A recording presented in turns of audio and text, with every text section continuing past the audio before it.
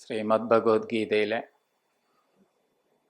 5-ാം അധ്യായം അവസാനത്തെ ശ്ലോകം 29-ാമത്തെ ശ്ലോകമാണ് ഇപ്പോൾ ചർച്ച ചെയ്യാൻ വേണ്ടി വച്ചിരിക്കുന്നത്.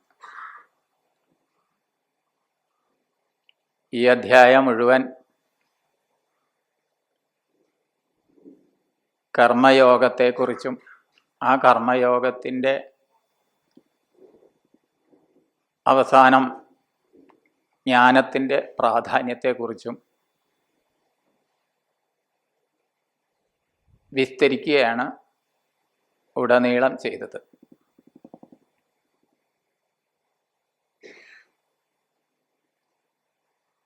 കർമ്മം എന്ന് പറയുമ്പോൾ തന്നെ നമ്മളാൽ ചെയ്യപ്പെടേണ്ടവ, കർത്താവിനാൽ ചെയ്യപ്പെടുന്നവ എന്ന് പറയും. വികർമ്മം എന്ന് പറഞ്ഞാൽ ചെയ്യരുതെന്ന് വിധിക്കപ്പെട്ടത്, ചെയ്യരുതാത്തത്. അകർമ്മം എന്ന് പറഞ്ഞാൽ ചെയ്യാതിരിക്കൽ. തുടക്കം തന്നെ 5-ാം അധ്യായം തുടങ്ങുന്നതിന് മുമ്പ് ആചാര്യസ്വാമികൾ വളരെ വിസ്തൃതമായ ഭാഷ്യത്തിലൂടെ കർമ്മത്തിൽ അകർമ്മത്തെയും അകർമ്മത്തിൽ കർമ്മത്തെയും കാണുന്നവനാണ് ബുദ്ധിമാൻ എന്ന് പറഞ്ഞ് ആരംഭിച്ചു. അപ്പൊ കർമ്മം എന്താണെന്നും വികർമ്മം എന്താണെന്നും അകർമ്മം എന്താണെന്നും മനസ്സിലാക്കിയാലേ അതെന്താണെന്നറിയുള്ളൂ, അതിനെക്കുറിച്ച് പഠിക്കാൻ പറ്റൂ. അതൊക്കെ പഠിച്ചിരിക്കുന്നവരാണ് നമ്മളൊക്കെ. ഇപ്പൊ കർമ്മം എന്ന് പറയുന്നത് ശാസ്ത്രം ചെയ്യണമെന്ന് വിധിക്കപ്പെട്ടവ. ഒന്നും ചെയ്യാതിരിക്കലാണ് അകർമ്മം എന്നും പറയുന്നു. അപ്പൊ എങ്ങനെയാണ് കർമ്മത്തിൽ അകർമ്മവും അകർമ്മത്തിൽ കർമ്മവും കാണുക എന്ന് വിസ്തൃതമായ ഭാഷ്യരചനയിലൂടെ ആചാര്യസ്വാമികൾ നമ്മളെ പഠിപ്പിച്ചു. ഈ മജ്ജ അസ്ഥി മാംസ മലമൂത്ര പാത്രമായ ഈ ദേഹം, ആ പേര് തന്നെ സൂചിപ്പിക്കുന്ന ദേഹം ദഹിച്ചു പോകുന്നത് എന്നാണ്. ശരീരം ശീര്യതെ, നശിച്ചു പോകുന്നത്. അപ്പൊ ഈ നശിച്ചു പോകുന്ന, ദഹിച്ചു പോകുന്ന ഈ ശരീരം ചെയ്യുന്ന പ്രവൃത്തികളെല്ലാം നമ്മൾ ഞാൻ ഏറ്റെടുത്ത് അത് ഞാനാണ് ചെയ്യുന്നത് എന്നുള്ള തെറ്റിദ്ധാരണ അത് നീക്കിയാൽ മതി. പക്ഷെ അത് എളുപ്പം തീർക്കാൻ പറ്റുന്നതല്ല. കാരണം എത്ര കാലമായിട്ട് നമ്മൾ എൻ്റെ ശരീരം എന്ന് പറയുന്നുണ്ടെങ്കിലും ഞാൻ ശരീരം എന്ന അർത്ഥത്തിലാണ് വ്യവഹരിക്കുന്നത്.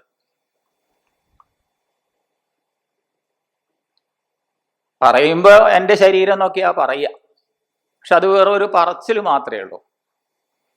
ഞാൻ തന്നെയാണ് ശരീരം എന്ന ഭാവത്തിൽ നമ്മളോട് ആരെങ്കിലും ദേഷ്യപ്പെടുക, അല്ലെങ്കിൽ നമ്മളെ ആരെങ്കിലും ഒന്ന് പുകഴ്ത്തുക ഒക്കെ ചെയ്താൽ, ദേഷ്യപ്പെടുകയാണെങ്കിൽ ഉള്ളിൻ്റെ ഉള്ളിൽ അയാളോടൊരു നീരസം, പുകഴ്ത്തുന്ന സമയത്ത് നമ്മൾ അറിയാതെ ഉള്ളിൽ നിന്നൊരു സ്പ്രിങ് പോലെ ഒന്ന് പൊന്തിപ്പോവൽ. ഇത് രണ്ടും ഉണ്ടെങ്കിൽ ഉറപ്പാണ് ശരീരം എൻ്റെ അല്ല, ഞാൻ ആണ് എന്ന് തന്നെയാണ് നമ്മുടെ ഭാവം. അതുകൊണ്ട് ഇത് പറയാൻ എളുപ്പമാണ്, കേൾക്കാൻ എളുപ്പമാണ്. ആ ഒരു തലത്തിലേക്ക് ഉയരാൻ അത്ര എളുപ്പമല്ല. അതുകൊണ്ട് ബഹുഭൂരിപക്ഷം ആളെ സംബന്ധിച്ചും അനുയോജ്യമായത് തന്നിൽ നിക്ഷിപ്തമായ കർമ്മങ്ങളെ ചെയ്തുകൊണ്ട് ജീവിക്കുക. ആ കർമ്മങ്ങളെ കൊണ്ട് ജീവിക്കുന്ന സമയത്ത് അത് ശ്രേഷ്ഠമാണെന്ന് പറഞ്ഞിട്ടുമില്ല. ഇതിന് തൊട്ടു മുമ്പത്തെ അധ്യായങ്ങളിലൊക്കെ പറഞ്ഞതിൻ്റെ ബാക്കി തന്നെയാണല്ലോ ഈ അധ്യായവും. ശ്രേഷ്ഠമായത് സന്യാസമാണെന്ന് സനാതനധർമ്മ ശാസ്ത്രം, അതിൻ്റെ അടിസ്ഥാനം വേദമാണ്. വേദം നമ്മളോട് സംശയമില്ലാതെ പറഞ്ഞിട്ടുമുണ്ട്.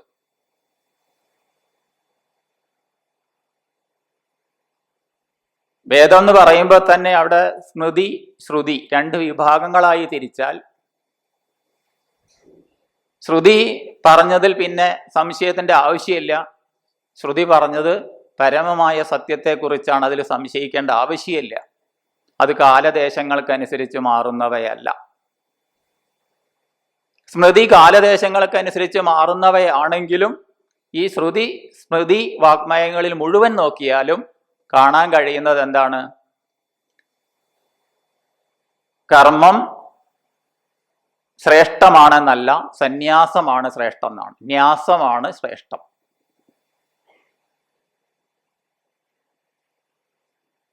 ത്യാഗേനൈകേ അമൃതത്വമാനശു എന്നുള്ള വാക്യങ്ങളും ഒക്കെ ആചാര്യസ്വാമികൾ ദൃഷ്ടാന്തമായി നമുക്ക് തന്നിട്ടുണ്ട്, അതിൽ ഉദ്ധരിച്ച് തന്നിട്ടുണ്ട്. അതുപോലെ തന്നെ സ്മൃതികളിൽ അന്ത്യാശ്രമം എന്ന് പറഞ്ഞ് ബ്രഹ്മചര്യാശ്രമം കഴിഞ്ഞ് ബ്രഹ്മചര്യം പരിസമാപ്യ ഗൃഹീ ഭവേത് ഗൃഹീ ഭൂത്വ വനീ ഭവേത് വനീ ഭൂത്വ പ്രവ്രജേത് എന്ന ആശ്രമ വ്യവസ്ഥയിൽ ചിന്തിക്കുമ്പോഴും അവസാനത്തെ ആശ്രമമായിട്ട് സന്യാസാശ്രമത്തെ പറഞ്ഞിട്ടുണ്ട്. ഇപ്പൊ മനുഷ്യനെ സംബന്ധിച്ച് സന്യാസം എന്നുള്ള ആശ്രമം ശ്രേഷ്ഠമാണെന്ന് തന്നെയാ പറഞ്ഞത്. ഇവിടെയും പറഞ്ഞത് അത് തന്നെയാണ്. ഭഗവാൻ ഒരിക്കൽ പോലും അങ്ങനെയല്ല എന്ന് പറഞ്ഞിട്ടുമില്ല. പക്ഷേ അങ്ങനെ പറഞ്ഞ ഭഗവാൻ തന്നെ ബഹുഭൂരിപക്ഷം പേരെ സംബന്ധിച്ചും അഥവാ ഒരു 99% ജനങ്ങളുടെ പ്രതിനിധിയായിട്ടാണ് ഇവിടെ അർജുനനെ കാണുന്നത്. അപ്പൊ അർജുനൻ നിമിത്തീകൃത്യ ഭഗവാൻ ഉപദേശിച്ച ഭഗവത്ഗീത ബഹുഭൂരിപക്ഷം ആളുകളെ സംബന്ധിച്ചും ശ്രേഷ്ഠമായതാണ്. സന്യാസി എന്ന് പറയുമ്പോൾ 1,00,000 ഉണ്ടാവുള്ളൂ, അതും പരമാർത്ഥ സന്യാസത്തിലേക്ക് എത്തിയവര്. ആ സന്യാസ മാർഗത്തിൽ ചരിക്കുന്ന സാധനാവൃത്തിയിൽ പോകുന്നവര് കുറെ പേരും കൂടിയൊക്കെ ഉണ്ടാവും. പക്ഷെ 1,00,000 പരമാർത്ഥ സന്യാസത്തിൽ, അതായത് സ്വാഭാവികമായ സന്യാസത്തിൽ ഉള്ളൂ. അത് ശ്രേഷ്ഠമാണ്, അത് തന്നെയാണ് ശ്രേഷ്ഠം എന്നതിൽ തർക്കമില്ല. പക്ഷെ നമ്മെ സംബന്ധിച്ച് പ്രാധാന്യം അർഹിക്കുന്നത് കർമ്മയോഗമാണ്. അപ്പൊ കർമ്മയോഗമാക്കാൻ എന്ത് ചെയ്യണം? യോഗം എന്നുള്ളതിന് അനേകം അർത്ഥങ്ങൾ നമ്മൾ ചിന്തിച്ചു. ഇപ്പൊ അവസാനം ഇവിടെ പറഞ്ഞ അർത്ഥത്തിൽ സമാധി എന്നുള്ള അർത്ഥം പോലും ഇവിടെ ചിന്തിച്ചു. അത് ഉയർന്ന അർത്ഥത്തില്ല. യോഗം എന്ന് പറയുമ്പോൾ അനുഷ്ഠാനം എന്ന അർത്ഥമുണ്ട്. യോഗം എന്ന് പറഞ്ഞാൽ സാമാന്യമായ അർത്ഥം കൂടിച്ചേരുക എന്നാണ്. നമ്മളൊക്കെ പറയാറുണ്ട് ഒരു യോഗം നടന്നു എന്നൊക്കെ, കൂടിച്ചേരുക. ഇവിടെ ഗീതയിൽ നമ്മൾ അധിക സ്ഥലങ്ങളിലും ചിന്തിക്കുന്നത് ജീവ ബ്രഹ്മ ഐക്യത്തെ സംബന്ധിച്ചാണ് യോഗം എന്ന് പറയുന്നത്. ജീവാത്മ പരമാത്മ ഐക്യത്തെക്കുറിച്ച്. ഞാൻ കേവലം ഒരു ജീവനാണെന്ന് വിചാരിക്കുന്ന ഒരാള് ആ പരമാത്മ എന്ന് പറയുന്ന പരമമായ സത്യത്തിലേക്ക്, അഥവാ മർത്യനിൽ നിന്ന് മനുഷ്യനിലേക്കുള്ള ഉയർച്ച അഥവാ പരിണാമം എന്നൊക്കെ വേണമെങ്കിൽ പറയാം.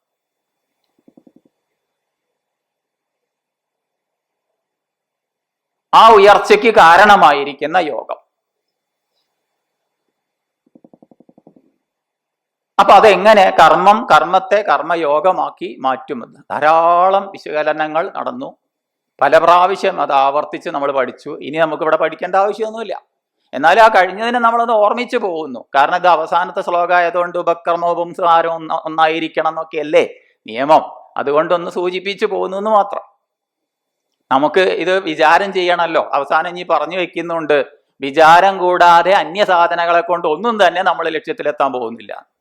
എത്ര പഠിച്ചു എന്നുള്ളതല്ല, എത്ര പഠിപ്പിച്ചു എന്നുള്ളതല്ല, വിചാരം കൂടാതെ അന്യസാധനങ്ങളെ കൊണ്ട് ഒന്നും നമ്മൾ ലക്ഷ്യത്തിലെത്താൻ പോകുന്നില്ല. അപ്പൊ എത്ര പ്രാവശ്യം നമ്മൾ അതിനെ വിചാരം ചെയ്തു ഉറപ്പിച്ചു, ഈ പറഞ്ഞത് വീണ്ടും വീണ്ടും ആവർത്തിച്ചു ഉറപ്പിച്ചു. കാരണം അത്രയും പ്രാവശ്യം നമ്മൾ ജന്മജന്മാന്തരങ്ങളായിട്ട് തിരിച്ചു പറഞ്ഞിട്ടുണ്ടേ.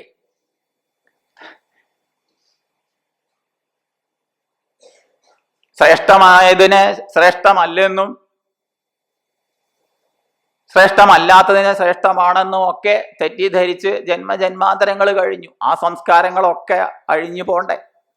അപ്പൊ എത്ര പ്രാവശ്യം തിരിച്ചു പറയേണ്ടി വരും? ഒരു തെറ്റ് പഠിച്ചു വെച്ചാൽ ഒരു 10 പ്രാവശ്യം ഒരു വാക്ക് പഠിക്കുകയാണെങ്കിൽ അത് നമ്മളെ ഉള്ളിൽ പതിഞ്ഞു.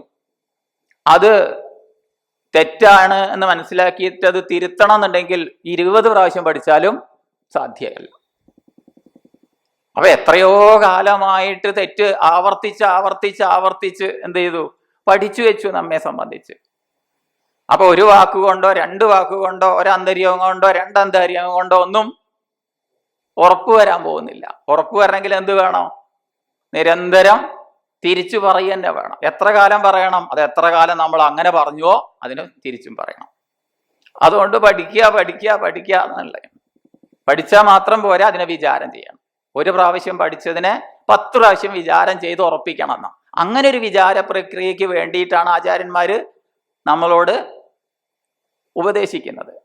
അതുകൊണ്ട് വിചാരം കൂടാത്ത അന്യസാധനകളെ കൊണ്ടൊന്നും നമുക്ക് ലക്ഷ്യത്തിൽ എത്തിച്ചേരാൻ സാധിക്കില്ല എന്നുള്ളത് കൊണ്ട് അതിനെ ഒന്ന് കൂടി വിചാരം ചെയ്യുന്നു. എത്ര പ്രാവശ്യം വിചാരം ചെയ്താലും കുഴപ്പമില്ല. അപ്പൊ കർമ്മം എന്നുള്ളത് കർമ്മയോഗമാക്കി തീർക്കാൻ നമ്മളാൽ എന്തൊക്കെ ചെയ്യേണ്ടതുണ്ട്, നമ്മളാൽ ചെയ്യേണ്ട കർമ്മങ്ങളെ നമുക്ക് ഇതൊരു ഉപകരണമാണ് എന്ന ഭാവത്തിൽ ആ ഉപകരണങ്ങളെ കൊണ്ട് നമ്മൾ ചെയ്യപ്പെടുന്ന ഓരോന്നും ഭഗവത് പാദങ്ങളിൽ അർപ്പിക്കുന്ന പൂജാപുഷ്പങ്ങളെ പോലെ ഓരോന്നും നമുക്ക് സമർപ്പിക്കാം. അല്പം നമുക്ക് വിചാരം ചെയ്താൽ മനസ്സിലാക്കാൻ സാധിക്കും. കൊച്ചു കുട്ടികൾ പോലും പറയുന്നുണ്ട്. കാരണം വെച്ചാല് എന്നെ തൊടു എന്ന് പറഞ്ഞാൽ കയ്യിന് തൊട്ടു, കാലിന് തൊട്ടു. അപ്പൊ പറയും എന്റെ കയ്യിനല്ലേ തൊട്ടത്, എന്റെ കാലിനല്ലേ തൊട്ടത്. ഇപ്പൊ ഈ മൊബൈല് വരുന്നതുകൊണ്ട് ഇപ്പൊ അങ്ങനത്തെ തൊട്ടുകളിയൊന്നുമില്ല. പണ്ട് നമ്മളൊക്കെ കളിച്ചിരുന്നു. അപ്പൊ ആ തൊട്ടുകളി കയ്യിന് തൊട്ട് കഴിഞ്ഞാൽ എന്റെ കയ്യിനല്ലേ തൊട്ടത്, കാലിന് തൊട്ട എന്റെ കാലിനല്ലേ തൊട്ടത്, എന്നെ തൊടുന്നേ, എന്നെ തൊടാൻ പറ്റുമോ? അപ്പൊ ഞാൻ കൈയല്ല, ഞാൻ കാലല്ല എന്നൊക്കെ കൊച്ചു കുട്ടിക്ക് പോലും അറിയാം. എന്നാൽ പിന്നെ എന്താണ് ഞാൻ, അതോട്ട് അറിഞ്ഞിട്ടുമില്ല. അപ്പൊ ഈ കണ്ട സംഘാതങ്ങളൊന്നും തന്നെ ഞാനല്ല എന്ന് ചിലപ്പോൾ ഒരു കൊച്ചു കുട്ടിക്ക് പോലും അറിയാം. പക്ഷേ എന്നാ പിന്നെ എന്താണ് ഈ ഞാൻ എന്ന് പറയുന്നത് എന്ന് ഒട്ട് അറിഞ്ഞിട്ടുമില്ല. അപ്പോ ഇതൊന്നും എൻ്റേതല്ല. എന്നാൽ ഏതാണ് ഈ ഞാൻ എന്ന് പറയുന്നത് എന്താണ്? ഒരു ദിവസം രാവിലെ മുതൽ വൈകുന്നേരം വരെ നമ്മൾ ഏറ്റവും കൂടുതൽ പറയുന്ന മന്ത്രം ഏതാ? ഞാൻ. ആ ഞാൻ എന്ന് പറയുന്നത് ആരാണെന്ന് ചിന്തിപ്പിക്കുക നമ്മളെ കൊണ്ട് ചെയ്യുന്നത്. സർവശാസ്ത്രങ്ങളും ഇതാ ചിന്തിപ്പിക്കുന്നത്. ഞാൻ. എന്നാ ഞാൻ ആരാണെന്ന് പറഞ്ഞു തരികയാണോ? അല്ല. ഞാൻ അല്ലാത്തതിനെയൊക്കെ മാറ്റി അവസാനം മാറ്റിയവനെ കൂടി അങ്ങ് മാറ്റുമ്പോ പിന്നെ ബാക്കി എന്തുണ്ടോ അത്. ഇത് തന്നെയാ കർമ്മയോഗത്തിന്റെ ഉദ്ദേശവും. സമർപ്പിക്കുന്ന സമയത്തൊക്കെ ആരാ സമർപ്പിക്കുന്നത്? ഞാനാണ് സമർപ്പിച്ചത്, ഞാനാണ് കൊടുത്തത്, ഞാൻ ഭഗവാന് സമർപ്പിച്ചിരിക്കുന്നു. അപ്പൊ ഞാൻ ഈ സമർപ്പിച്ചതൊക്കെ ആരുടേതാണ്? എന്റേതാണ്. അത് പത്രം പുഷ്പം ഫലം തോയം യോമേ ഭക്ത്യാ പ്രയച്ഛതി തദഹം ഭക്തി ഉപഹൃതം എന്നുള്ളത് കൂട്ടിച്ചേർക്കാതെ ബാക്കി എന്ത് കൊടുത്താലും അതൊക്കെ എന്താണ്? ഭഗവാന് കൊടുത്താണെന്ന് പറയുന്നു എന്നല്ലാതെ വാസ്തവത്തിൽ ആരാ കൊടുക്കുന്നത്? എവിടുന്ന അത് എടുക്കുന്നത്? ആരതാ? ഈ പൂവും ഈ വെള്ളവും ഈ കായ്കളും കനികളും ഒക്കെ ആരതാ? അല്പം ചിന്തിച്ചറിയാം, നമ്മുടേതല്ല. പിന്നെ ആരുടേതാ? എല്ലാം ഭഗവാന്റെ തന്നെ. അപ്പൊ ഭഗവാന്റെ അടുത്തുനിന്ന് എടുത്തിട്ട് നമ്മൾ എന്ത് ചെയ്തു? ഭഗവാന് കൊടുക്കുന്നു. ഭഗവാന് ഇതിന്റെ വല്ല ആവശ്യമുണ്ടോ? എന്നാൽ ആ ഒരു ഭാവം ജനിപ്പിക്കുന്നെങ്കിൽ, ആ ഭക്തിഭാവത്തെ ജനിപ്പിക്കുന്നതാണെങ്കിൽ അത് ഞാൻ സ്വീകരിക്കുന്നു എന്നാ ഭഗവാൻ പറയുന്നത്. അതിലൂടെ ഞാൻ സമർപ്പിക്കുന്നത് ആരെയാണ്? എന്നെ തന്നെയാണ്, എന്റേതിനെ മുഴുവൻ. വാസ്തവത്തിൽ എന്റേതായ ഒന്നുമില്ല, എല്ലാറ്റിൻ്റെയുമാണു ഞാൻ എന്ന ഭാവനയെ ശീലിച്ചിന്നോളം ഉയർപ്പൊറ്റിനേൻ. ഒരു കവിത ഓർമ്മ വന്നതാ. വാസ്തവത്തിൽ എന്താണ്? എന്റേതായ ഒന്നുമില്ല, എല്ലാറ്റിൻ്റെയുമാണു ഞാൻ എന്ന ഭാവനയെ ശീലിച്ചിന്നോളം ഉയർവേറ്റിനി. വാസ്തവത്തിൽ എന്റേത് എന്താ ഉള്ളത്? ഒന്നുമില്ല, എല്ലാം ഭഗവാന്റെതാ. പക്ഷെ അത് എന്റേതെന്നോണം ഞാൻ സമർപ്പിക്കുന്നു. അങ്ങനെ സമർപ്പിച്ച് ആ ഭഗവത് സമർപ്പണം ചെയ്യുന്നു. അങ്ങനെ സമർപ്പിക്കുക എന്നുള്ളതില് ഞാൻ സമർപ്പിച്ചിരിക്കുന്നു എന്നുള്ള ചിന്ത പോലും പോകുമ്പോ അതുണ്ടാവേ. ഞാനിതാ ഭഗവാന് കൊടുത്തിരിക്കുന്നു. ചിലപ്പോഴൊക്കെ ഈ സന്ദർഭം നമുക്ക് വിലയിരുത്താൻ പറ്റും. ഇന്നലെ ഇവിടെ രാത്രിയേറ്റ് പറഞ്ഞിരുന്നു അനുഭവങ്ങളെ, കഴിഞ്ഞ ജന്മത്തിലെ അനുഭവങ്ങളെ വിലയിരുത്തുന്നതിനെ കുറിച്ചും സ്വാമി വിശദമായിട്ട് അത് ഈ ജന്മത്തിൽ തന്നെ ഒന്ന് വിലയിരുത്താൻ വേണ്ടിയുള്ള ചില സൂചനകളൊക്കെ തന്നത് കണ്ടു. ശരിയാ, അനുഭവങ്ങളെ വിലയിരുത്തുന്നവന് ജന്മങ്ങളൊന്നും വേണ്ട. നമുക്ക് ധാരാളം അനുഭവങ്ങൾ വന്നു പോകുന്നുണ്ട്. ഇനി നമുക്ക് തന്നെ വന്നോളൊന്നുമില്ല. മറ്റുള്ളവരുടെ അനുഭവങ്ങളെ ശരിക്കും വിലയിരുത്തുകയാണെങ്കിൽ ആരാ ഉയരാത്തത്? പക്ഷെ പലപ്പോഴും വിലയിരുത്താതെ അതൊരു ഒഴുക്കം മട്ടിൽ നമ്മൾ അങ്ങനെ ലാഘവ ബുദ്ധിയോടുകൂടി അങ്ങനെ കഴിഞ്ഞു പോവുക ചെയ്യുന്നത്. അല്പം വിലയിരുത്തി കഴിഞ്ഞാൽ നമുക്ക് മനസ്സിലാക്കാൻ പറ്റും നമ്മൾ ചെയ്യുന്ന ഓരോ പ്രവർത്തികളും, അല്ലെങ്കിൽ നമ്മൾ കാണുന്ന എല്ലാ പ്രവർത്തികളും, എല്ലാ കാഴ്ചകളും, നമ്മുടെ ചുറ്റുപാടും നടക്കുന്ന ഓരോ ഒന്നും അത് വിലയിരുത്തി കഴിഞ്ഞാൽ വാസ്തവത്തിൽ എന്താണ് എല്ലാം, എന്താണ് ഇവിടെ ഈ ഒരു യജ്ഞം നടക്കുന്നുണ്ട്. ആ യജ്ഞം എന്താണ് നടക്കുന്നത്? ആ യജ്ഞ കർത്താവ് ആരാണ്?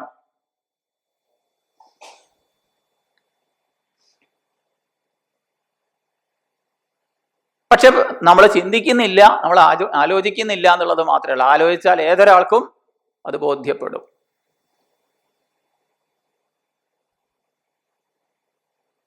അപ്പൊ കർമ്മത്തെ കർമ്മയോഗമാക്കാൻ വേണ്ടി വിവിധ വീക്ഷണകോണുകളിലൂടെ നമ്മളെ പഠിപ്പിച്ചു.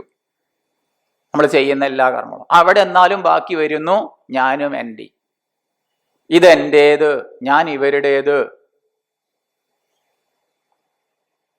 സർവബന്ധനങ്ങളും അതെന്നാണ് ഉണ്ടാവുന്നത്, സർവകെട്ടുകളും.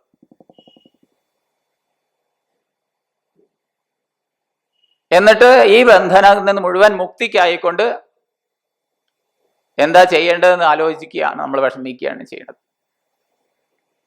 ഒറ്റ വഴിയുള്ളൂ, എല്ലാ കർമ്മങ്ങളെയും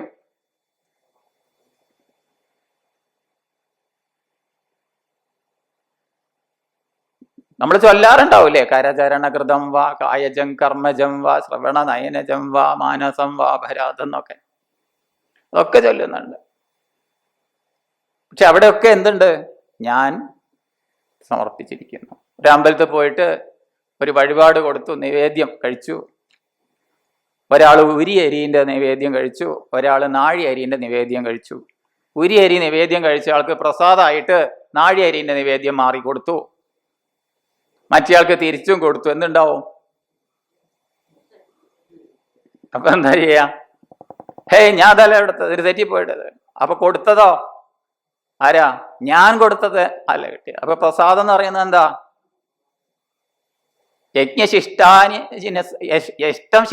ശിഷ്ടം പൂജിക്കുന്നതാണ്. യജ്ഞം ചെയ്തിട്ട് അതിന്റെ ശിഷ്ടം പൂജിക്കുന്ന യജ്ഞശിഷ്ടാശിന സന്തോ മുച്യന്തേ സർവകൽപിഷൈഹി. യജ്ഞശിഷ്ടം പൂജിക്കണം. അപ്പൊ യജ്ഞം ചെയ്തിട്ട് അതിന്റെ ഫലത്തെ അനുഭവിക്കുക. ഫലത്തെ അനുഭവിക്കുക എന്ന് പറയുമ്പോൾ എന്താണോ ലഭിക്കുന്നത് അത് സ്വീകരിക്കുന്നു. അതാണ് പ്രസാദ ബുദ്ധി. ആ പ്രസാദം കിട്ടിയാൽ നമ്മൾ പ്രസന്നത ഉണ്ടാവും, ഭഗവത് പ്രസാദം കിട്ടിയാൽ.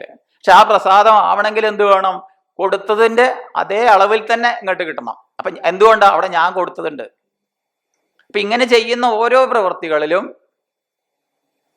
ചെയ്യേണ്ടത് ചെയ്തു. ആര് ചെയ്തു? ഭഗവാൻ തന്നു. അത് ആർക്ക് സമർപ്പിച്ചു? ഭഗവാന് സമർപ്പിച്ചു. ഈ ഒരു ഭാവത്തോടു കൂടി ചെയ്തുകൊണ്ടിരിക്കെ തീർത്തും ആ ഞാൻ സമർപ്പിച്ചു എന്നുള്ള ഭാവം കൂടി എപ്പോ പോകുന്നുവോ അപ്പോ ചിത്തസ്യ ശുദ്ധയേ കർമ്മ, ചിത്തശുദ്ധിക്കായിക്കൊണ്ട് കർമ്മം തീരുന്നു. ചിത്തശുദ്ധിക്കായിക്കൊണ്ട് കർമ്മം തീരുന്നത് എങ്ങനെയാണ്? ഈ കർമ്മയോഗം അനുഷ്ഠിക്കുമ്പോ തന്നെ അവിടെ ഞാൻ ചെയ്തു എന്നുള്ള ആ കർത്താവ് എന്നുള്ള ഭാവം കൂടിയും പോയി ആവുന്ന സമയത്ത് അത് അന്ധകരണ ശുദ്ധിക്ക് കാരണമായി തീരുന്നു. അന്ധകരണ ശുദ്ധി അന്ധകരണ ശുദ്ധി അർത്ഥം എന്ത്? ജ്ഞാനം ഉൽപ്പദ്യതേ പുംസാം ക്ഷയാത് പാപസ്യ കർമ്മ. സർവ്വപാപങ്ങളും ഇല്ലാതാവുന്നു. ഇപ്പൊ എന്താ പാപം? പാപം എന്നുള്ളത് ശാസ്ത്രം നമുക്ക് പറഞ്ഞു തന്നിട്ടുണ്ട്, ഭാഷ്യകാരൻ നമുക്ക് പറഞ്ഞു തന്നിട്ടുണ്ട്. ഏകാഗ്രതയില്ലായ്മ തന്നെയാണ് നമ്മുടെ പാപം. അപ്പൊ ഏകാഗ്രതയ്ക്ക് വേണ്ടി ചെയ്യപ്പെടുന്ന സർവ്വ ഉപാസനകളും, അത് നാമജപമായിക്കോട്ടെ, കീർത്തനങ്ങളായിക്കോട്ടെ, ക്ഷേത്രോപാസനകളായിക്കോട്ടെ, വ്രതനിഷ്ഠകളായിക്കോട്ടെ, ഇനി യമ നിയമ ആസന പ്രാണായാമ പ്രത്യാഹാര ധാരണ ധ്യാനം സമാധി എന്നുള്ള അഷ്ടാംഗ യോഗ മാർഗമാവട്ടെ, ഇനിയിപ്പോ നേരത്തെ എടുത്ത പോലെ നിവർന്നനങ്ങാതത തോൾ കുനിച്ചും മൂന്നക്ഷിയും മൂക്കിനു നേർക്കണച്ചും എന്നൊക്കെ പറഞ്ഞൊരു ഇരിപ്പ് പറഞ്ഞല്ലോ. അതിന് ഗീതയിൽ പറഞ്ഞത് അങ്ങനെയല്ല. സമം കായ ശിരോഗ്രീവം എന്നൊക്കെ പറഞ്ഞിട്ടാണ് പറഞ്ഞത്. നേരെ നിൽക്കാൻ 90 ഡിഗ്രി ഇരിക്കണം അല്ലേ. എന്നിട്ട് ഇരുന്നിട്ട് എന്ത് വേണം? ഭ്രൂമധ്യത്തേക്ക് നോക്കണം. നോക്കുമ്പോ അപകടമാണ്, സ്വാമിജി മുന്നറിയിപ്പ് തന്നിട്ടുണ്ട്. ആചാര്യന്റെ ഉപദേശത്തോടു കൂടി അതിന് അർഹമായ ഗുരുനാഥനിൽ നിന്ന് അത് അഭ്യസിക്കണം. അങ്ങനെ അഭ്യസിച്ചിട്ടില്ലെങ്കിൽ അത് വട്ടായി പോവും. എന്നാലും ഇങ്ങനെയുള്ള അഭ്യാസങ്ങൾ മുഴുവനും എന്തിനു വേണ്ടി പറയപ്പെട്ടതാണ്? ഒറ്റ വാക്കിൽ പറഞ്ഞാൽ ഒക്കെ ഏകാഗ്രതയ്ക്ക് വേണ്ടി പറഞ്ഞതാണ്.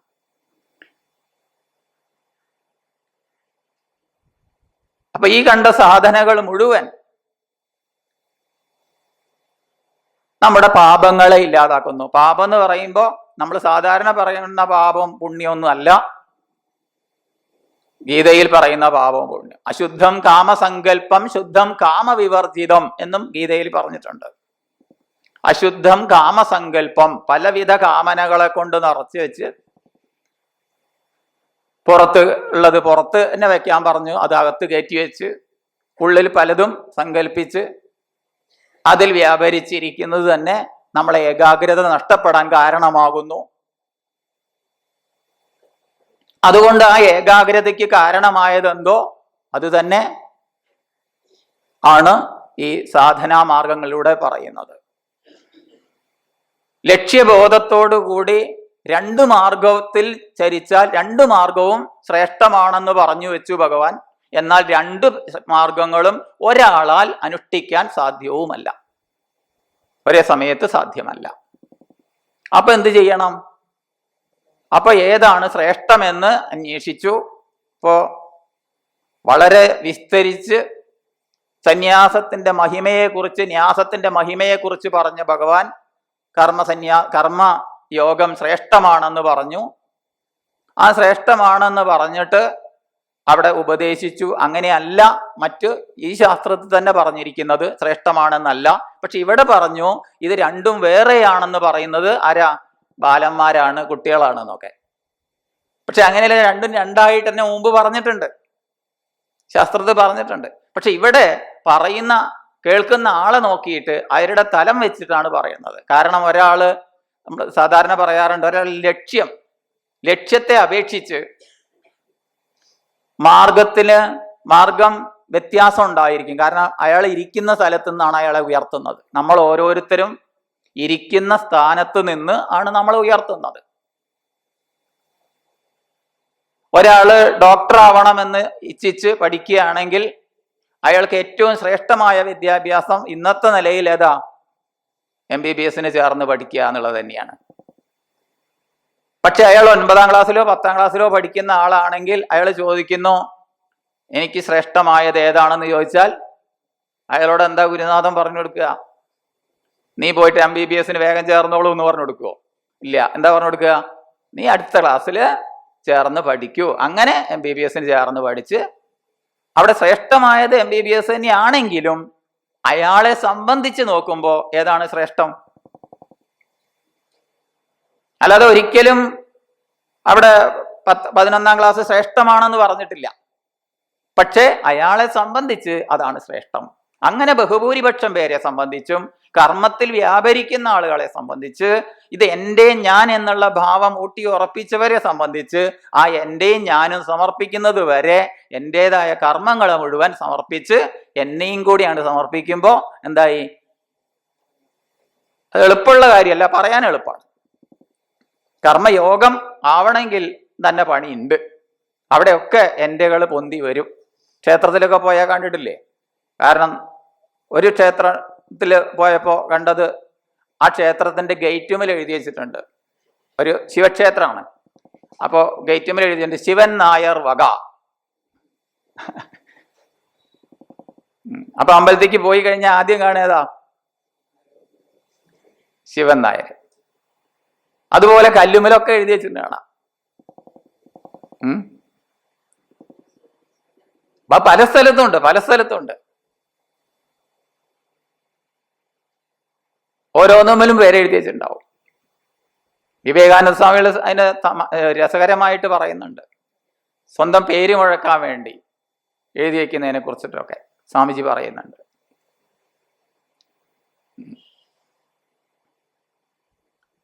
അപ്പൊ അവിടെ ചെയ്യുന്ന ഓരോ പ്രവൃത്തിയാ ഞാനും എൻ്റെ എങ്ങനെയെങ്കിലുമൊക്കെ കയറിക്കൂടും. ഇനി ഇവിടെ കർമ്മം മാത്രമല്ല, പേരിനാവാം, പ്രശസ്തിക്കാവാം, ഇതൊക്കെ എന്തെങ്കിലുമൊക്കെ ഫലത്തെ നമ്മൾ ആഗ്രഹിക്കുന്നുണ്ട്. ഫലത്തെ ആഗ്രഹിച്ച് ചെയ്യപ്പെടുന്ന കർമ്മങ്ങളൊക്കെ അതാത് ഫലപ്രാപ്തിയാണ്. ഏതുവരെ ലഭിക്കും?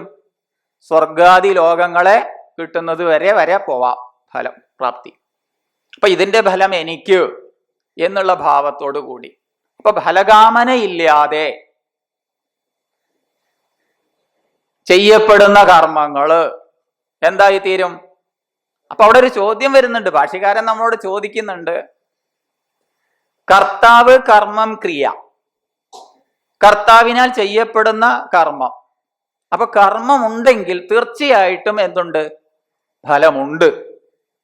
അപ്പൊ ഈ ചെയ്യപ്പെടുന്ന കർമ്മത്തിന്റെ ഫലം പിന്നെ ആർക്ക് പോകും? എവിടെ പോകും? ഫലം ഉണ്ടെങ്കിൽ അതെനിക്ക് വേണ്ട എന്ന് പറഞ്ഞാൽ അതെവിടെ പോവും? അതാർക്കെങ്കിലും കിട്ടണ്ടേ? എന്തായാലും ഫലം ഉണ്ടല്ലോ, അപ്പൊ അതെവിടെ പോവും?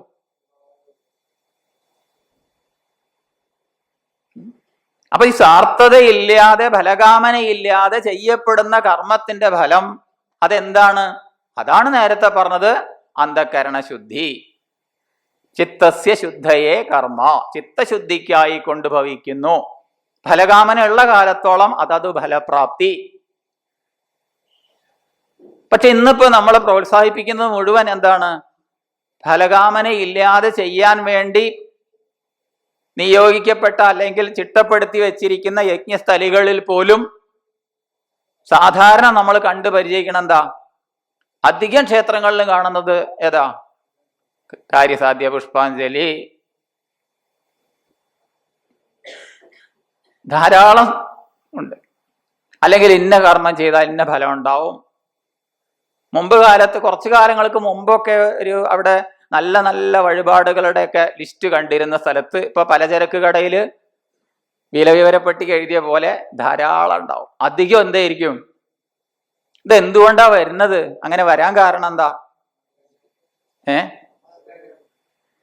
ഇതിനെക്കുറിച്ച് ശാസ്ത്രബോധമില്ല. തസ്മാ ശാസ്ത്രം പ്രമാണം തേ കാര്യകാര്യ വ്യവസ്ഥിതോ, തസ്മാ ഈ ശാസ്ത്രമാവണം പ്രമാണം. അല്ലാതെ ആരെങ്കിലും എന്തെങ്കിലും പറയുന്നതിനനുസരിച്ച് നമ്മൾ പോകുമ്പോ ഉണ്ടാവുന്ന ഒരു പ്രശ്നമാണത്. ആ സങ്കേതങ്ങൾ തന്നെ ആകെ മാറ്റിമറിക്കപ്പെടും. അതുകൊണ്ട് ഇത്രയും പേര് പഠിക്കുമ്പോൾ അവർ ഇടപെടുന്ന ക്ഷേത്രങ്ങളിലും അങ്ങനെയുള്ള സ്ഥലങ്ങളിലും ഒക്കെ എന്ത് വേണം? അങ്ങനെയൊക്കെയുള്ള സ്ഥലങ്ങളിലെങ്കിലും നമ്മൾ എന്തിനു വേണ്ടിയാണ് ഇത് എന്നുള്ളതിനെ പ്രചരിപ്പിക്കാനും അതിനനുസരിച്ചുള്ള ഒരു സന്ദേശം കൊടുക്കാനും തയ്യാറായാൽ യാതൊരു സംശയവും ഇല്ല അതൊക്കെ നല്ലതിനായിട്ട് തീരും. ഇല്ലെങ്കിൽ എന്തായി തീരും? ഒക്കെ ഒരു കച്ചവട സ്ഥാപനമായി മാറും. അതുകൊണ്ടാ പറഞ്ഞത്, ശാസ്ത്രം എപ്പോഴും നമ്മുടെ ഉയർച്ചയ്ക്ക് വേണ്ടിയിട്ടാണ് ശാസ്ത്രം. ശാസ്ത്രം എന്നുള്ള വാക്ക് തന്നെ അതാണ്, ഉയർച്ചയ്ക്ക് വേണ്ടിയുള്ളതാണ്. ഉപദേശിക്കുന്നതിലൂടെ നമ്മെ ഉയർത്തുന്നതാണ് ശാസ്ത്രം. നമ്മൾ എവിടെയാണോ ഇരിക്കുന്നത് അവിടെ നിന്നാണ് നമ്മൾ ഉയർത്തുന്നത്. അവിടെ സാത്വികമായാലും താമസികമായാലും രാജസികമായാലും ആ കർമ്മങ്ങളൊക്കെ അതാത് സങ്കേതങ്ങളിൽ വ്യക്തികളെ സംബന്ധിച്ച് ആ വ്യക്തി ഇരിക്കുന്ന തലത്തുനിന്ന് ഉയർത്താനാണ്. പക്ഷെ ഇതിൽ ഉയർത്താത്ത ചില അംശങ്ങളൊക്കെ അങ്ങനെ കയറിക്കൂടുന്നതിന്റെ കാരണം ഇപ്രകാരമുള്ള ശാസ്ത്ര പ്രചരണം നമ്മളിൽ നിന്ന് പോകുന്നതുകൊണ്ടാണ്. ഭഗവത്ഗീത തന്നെ എത്ര സ്ഥലത്ത് പഠിക്കുന്നുണ്ടെങ്കിൽ തന്നെ അതാ ഗീത ക്ലാസ് അല്ലേ, ഇതൊരു അവഗണനാ ഭാവത്തോടു കൂടിയാണ് കാണുന്നത്. ലോകത്തിൽ ഏറ്റവും കൂടുതൽ വ്യാഖ്യാനിക്കപ്പെട്ട ഗ്രന്ഥമാണ് ശ്രീമദ് ഭഗവത്ഗീത. ലോകത്തിൽ ഏറ്റവും കൂടുതൽ വ്യാഖ്യാനിക്കപ്പെട്ട ഗ്രന്ഥം. ഇപ്പതാ ബഹിരാകാശത്ത് തങ്ങി നിൽക്കുന്ന സുനിത വില്യംസ് അങ്ങോട്ട് പോയപ്പോ കൊണ്ടുപോയത് ഏതാ? ഈ ഭഗവത്ഗീതയാണ്. അനേകം വിശേഷതകൾ അതിനുണ്ട്, പറഞ്ഞാൽ തീരില്ല, അത്രയുണ്ട്. പക്ഷെ അത്രയും മഹത്തായ ഒരു ശാസ്ത്രത്തെ അതിൽ പറയാത്തത് എന്താ ഉള്ളത്? അതിൽ പറയാത്തതൊന്നുമില്ല. സർവശാസ്ത്ര സാരമായിട്ട് അതിൽ ഉപദേശിച്ചിട്ടുണ്ട്. ശ്രുതിയാണ് നമുക്ക് പരമപ്രമാണമെങ്കിലും, സ്മൃതിയായ മഹാഭാരതത്തിൽ വരുന്നതാണെങ്കിലും അതിനെ ശ്രുതി എന്നോണം പരിഗണിച്ചിട്ടുണ്ട്. കാരണം ഉപനിഷത് സാരസംഗ്രഹമാണത്. വ്യക്തമായ കാഴ്ചപ്പാട് നമുക്ക് തന്നിട്ടുണ്ട്. ഇപ്പൊ കർമ്മയോഗത്തെ ധാരാളം പറയുന്നത് എന്തുകൊണ്ടാന്ന് വെച്ചാൽ നമ്മളെല്ലാവരും കർമ്മം ചെയ്യുന്നവരാണ്. ആ കർമ്മം ചെയ്യുന്നത് അത് കർമ്മയോഗമാക്കി തീർത്താൽ അത് തന്നെയാണ് കർമ്മസന്യാസത്തിന്റെയും ലക്ഷ്യസ്ഥാനം. ഈ ലക്ഷ്യത്തെ അപേക്ഷിച്ച് കർമ്മയോഗവും കർമ്മസന്യാസവും രണ്ടും വേറെ അല്ല എന്നാ പഠിപ്പിച്ചത്. അപ്പൊ കർമ്മസന്യാസം എന്താണെന്ന് പഠിപ്പിച്ചു. കർമ്മയോഗത്തെ പോലെ തന്നെ കർമ്മ സന്യാസം എന്താണ്? ഇപ്പൊ കർമ്മസന്യാസം എന്ന് പറയുമ്പോ, ന്യാസം എന്ന് പറയുമ്പോ തന്നെ അത് ഉപേക്ഷിക്കലാണ്. ആരെ ഉപേക്ഷിച്ചു? അമ്മയെ ഉപേക്ഷിച്ചു, അച്ഛനെ ഉപേക്ഷിച്ചു, ഭാര്യയെ ഉപേക്ഷിച്ചു, ഭർത്താവിനെ ഉപേക്ഷിച്ചു, വീട് ഉപേക്ഷിച്ചു, നാട് ഉപേക്ഷിച്ചു. ഇതൊക്കെയാണോ? അത് പരമാർത്ഥ സന്യാസമല്ല. എന്നാൽ ഉപേക്ഷിക്കുന്നുണ്ട്. ആരുപേക്ഷിച്ചു? ആരാ ഉപേക്ഷിക്കുന്നത്? നമുക്ക് എല്ലാവർക്കും ഉപേക്ഷിച്ചേ പറ്റൂ. അത് നമുക്ക് നിത്യജീവിതത്തിൽ നമ്മൾ അല്പം വിചാരം ചെയ്താൽ നമുക്ക് മനസ്സിലാവും. എല്ലാവരും എങ്ങനെയാ വന്നത്? ഒറ്റയ്ക്കാ വന്നത്. എല്ലാരും എങ്ങനെയാ താമസിക്കുന്നത്, എങ്ങനെ ജീവിക്കണത്? ഒറ്റയ്ക്ക് തന്നെയാ. പക്ഷെ എന്നാലും പറയാറുണ്ട്, രണ്ടുപേര് നടക്കുമ്പോ പകുതി ദൂരം നടന്നാൽ മതി. അതുപോലെ വ്യർത്ഥമാണ് ആ വാക്ക്. പറയാറുണ്ട് പങ്കാളി, കല്യാണം കഴിച്ച പങ്കാളി. എന്ത് പങ്കാളി? അവനവന് മുറിയായ അവനവനെ വേണ്ട. അവനവന് വിഷമം വന്നാൽ ആര് സഹിക്കും? അത് വേറൊരാളിനെ സഹിക്കുവോ? പകുതി നീ സഹിച്ചോ, പകുതി ഞാൻ സഹിച്ചോളാം പറയാൻ പറ്റുമോ? പറ്റില്ല. അപ്പൊ വാസ്തവത്തിൽ നമ്മൾ എപ്പോഴും ആരാണ്? നമ്മൾ ഒറ്റയ്ക്ക് തന്നെയാ. ഈ ബോധം, ഈ ഓർമ്മ നമുക്ക് ഉണ്ടാക്കി തരുന്ന സന്ദർഭങ്ങൾ ജീവിതത്തിൽ ധാരാളം അല്ലേ? വിലയിരുത്താറില്ല എന്നേ ഉള്ളൂ. വ്യവഹാരത്തിൽ ഞാൻ ഒറ്റയ്ക്കാന്നൊന്നും പറയണ്ട. ഇത് എന്റെ ഭാര്യ എന്ന് പറയേണ്ടോർത്തിൽ എന്റെ ഭാര്യ എന്ന് പറഞ്ഞില്ലെങ്കിൽ ഭാര്യനെ ആരെങ്കിലും കൊണ്ടുപോകും. ഇതെന്റെ കുട്ടി എന്ന് പറയേണ്ടോർത്തിൽ എന്റെ കുട്ടി എന്ന് പറഞ്ഞിട്ടില്ല, ഉറക്കെ പറഞ്ഞിട്ടില്ലെങ്കിൽ എന്തുണ്ടാവും? അതിനാരെങ്കിലും പിടിച്ചുകൊണ്ടുപോകും. ഇപ്പൊ വ്യവഹാരത്തിൽ ഇതൊക്കെ ഉണ്ടെങ്കിലും പരമാർത്ഥത്തിൽ ഉള്ളിന്റെ ഉള്ളിൽ എന്തുണ്ട്? നമ്മളൊക്കെ ആരാ? സന്യാസികളാ. അതുകൊണ്ടാണ് വിവേകാനന്ദ സ്വാമികൾ ചോദിച്ചിട്ടുണ്ടാവുക. വിവേകാനന്ദ സ്വാമികൾ ചോദിച്ചിട്ടില്ലേ, എന്റെ മുന്നിലിരിക്കുന്ന സന്യാസി വര്യന്മാരെ എന്നൊക്കെ വിളിച്ചിട്ടില്ലേ? ആരെയാ വിളിച്ചത്? സന്യാസിയെ നോക്കിയിട്ടാ? അല്ല. കാരണം മനുഷ്യന് പറയപ്പെട്ടത് എന്തോ അത് മുഴുവൻ ത്യജിച്ച് മറ്റു ജീവി സമാനമായിട്ട് ഇണയും ഇരയും ഇരിപ്പിടവും അങ്ങനെയുള്ളതുമായിട്ട് കഴിഞ്ഞുകൂടുന്നത് എന്ന സന്യാസിമാരെ. അപ്പൊ എന്താ ഒഴിവാക്കിയത്? ആരാ ഒഴിവാക്കിയത്? മനുഷ്യന് പറയപ്പെട്ടത് എന്താ? മനനശേഷി. മനനശേഷിയുള്ളവരാണ് മനുഷ്യൻ, അല്ലേ? ആ മനനശേഷിയിലൂടെ ആരാവാം? ഈശ്വര സാക്ഷാത്കാരം നേടി അതിന് മോക്ഷമെന്നോ പരമപുരുഷാർത്ഥമെന്നോ മുക്തിന്നോ എന്ത് വേണമെന്ന് പറഞ്ഞോട്ടെ, ആ മോക്ഷത്തിലേക്ക് എത്താനുള്ള വഴി, മരണം ഇല്ലാതാക്കാനുള്ള വഴി, ആ ഒരു അമൃതത്വത്തിലേക്കുള്ളത് ആരാ പറഞ്ഞു തന്നത്? ആർക്കുള്ളതാ? അത് മനുഷ്യനുള്ളതാ. സർവശാസ്ത്രങ്ങളും തന്നെയാ പറയുന്നത്.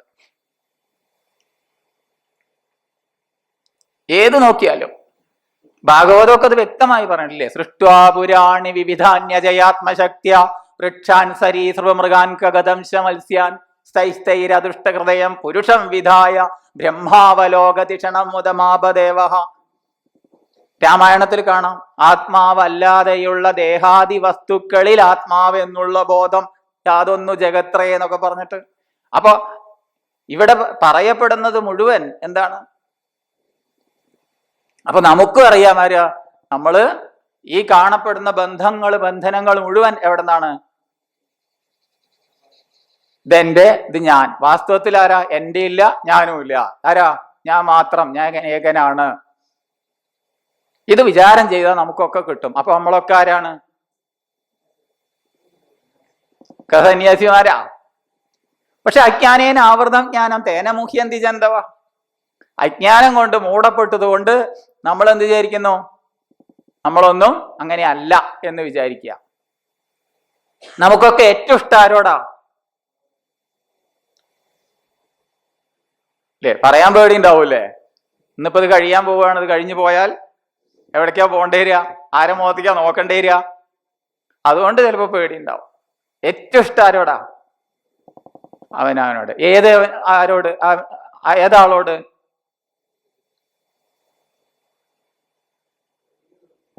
ഈ ശരീരത്തിനോടാണോ? പൂർണ്ണതാബോധം ഉണ്ടായിട്ടാണോ നമ്മൾ ഇഷ്ടപ്പെടുന്നത്? നമ്മള് ഒരു പൂർണ്ണതാബോധം ഉണ്ടായിട്ടില്ല. എനിക്ക് ഏറ്റവും ഇഷ്ടം എന്നോട് തന്നെയാ. എന്താ? സ്വന്തം ഭാര്യയോട്? അത് ശരി.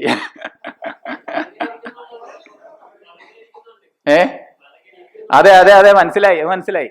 പറഞ്ഞപ്പോ തന്നെ മനസ്സിലായി. എന്തായാലും അങ്ങനെ തന്നെ പറഞ്ഞാൽ മതി വ്യവഹാരത്തിൽ, ഇല്ലെങ്കിൽ കുഴപ്പമാവും. എന്ത് ഇഷ്ടമാകും കുറച്ചും കൂടി കൂട്ടി പറഞ്ഞാൽ മതി.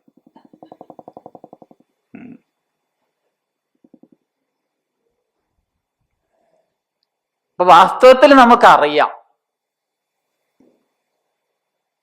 ഇതൊക്കെ അറിഞ്ഞാലും ഇതൊക്കെ നമുക്ക് പുരാണങ്ങളിലും ഇതിഹാസങ്ങളിലും ഒക്കെ നമ്മളെ പഠിപ്പിച്ചു തരുന്നുണ്ട്. 5 ഭർത്താക്കന്മാരുള്ള ആള് അല്ലേ? എന്നിട്ട് എന്തായി? ധർമ്മത്തിന്റെ പേരും പറഞ്ഞ് ഒരു സ്ത്രീ അനുഭവിക്കേണ്ട ഏറ്റവും പ്രയാസകരമായ സന്ദർഭത്തിൽ സഭാമധ്യത്തിൽ അപമാനിക്കപ്പെട്ടപ്പോ എന്ത് ചെയ്തു? അവിടെ ധർമ്മത്തിന്റെ പേരും പറഞ്ഞ് എന്ത് പറഞ്ഞു? നോക്കുകുത്തികളെ പോലെ നിന്നു.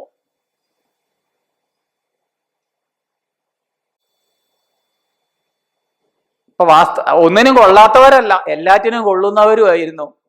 ഒന്നിനും കൊള്ളാത്ത ഭർത്താക്കന്മാരാണ് അങ്ങനെ നോക്കുകുത്തിയാലെ പോലെ നിന്നു എന്ന് വിചാരിക്കുക. ഇത് അതുമല്ല, എല്ലാറ്റിനും കൊള്ളുന്നവരാ. അപ്പൊ വാസ്തവത്തിൽ പരമാർത്ഥത്തിൽ നമുക്ക് ആരാ ഉള്ളത്?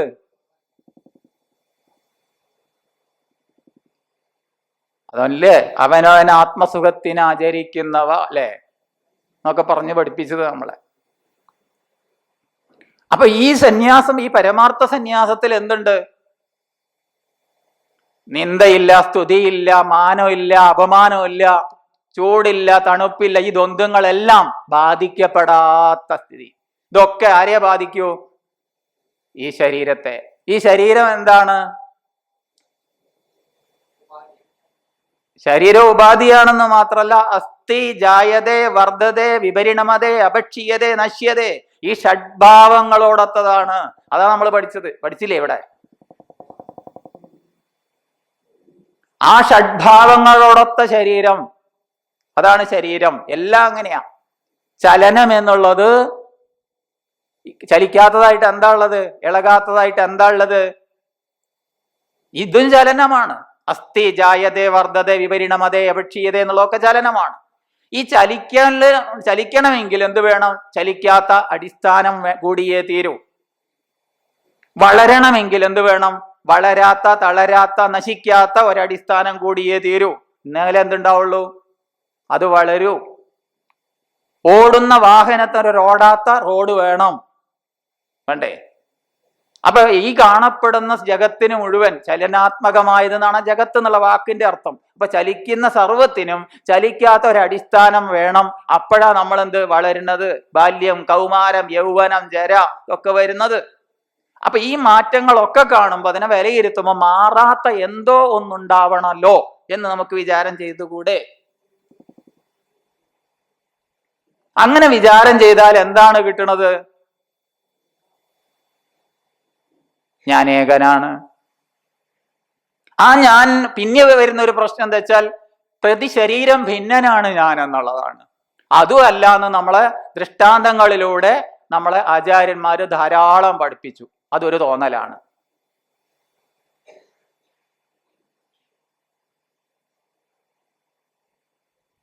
അപ്പൊ ഈ ഒരു ഭാവത്തെ മുഴുവൻ നമുക്ക് വിലയിരുത്താൻ വേണ്ടി അനേകം ഉപാസനാ മാർഗങ്ങളെ, അനേകം ദേവന്മാരുടെ ദേവതോപാസനാ മാർഗങ്ങളെ, അതിനെ നമ്മൾ യജ്ഞം എന്ന് പേരിട്ട് വിളിച്ചത്. ആ യജ്ഞം എന്ന് ദേവതോപാസനാ മാർഗങ്ങളായ കർമ്മങ്ങളെയാണ് യജ്ഞം എന്ന് പറയുന്നത്. അപ്പൊ ആ യജ്ഞ നിർവഹണത്തിനായിക്കൊണ്ട് ജീവിതം മാറ്റിവെക്കുമ്പോൾ ക്രമേണ നമ്മൾ എന്ത് ചെയ്യുന്നു? ആ ഒരു ബോധം, ഈ ബോധം വരുത്തുവതിനാളായി നിന്ന പരമാചാര്യ രൂപ ഹരിനാരായണായ ആ ബോധം നമുക്കുണ്ടാവും.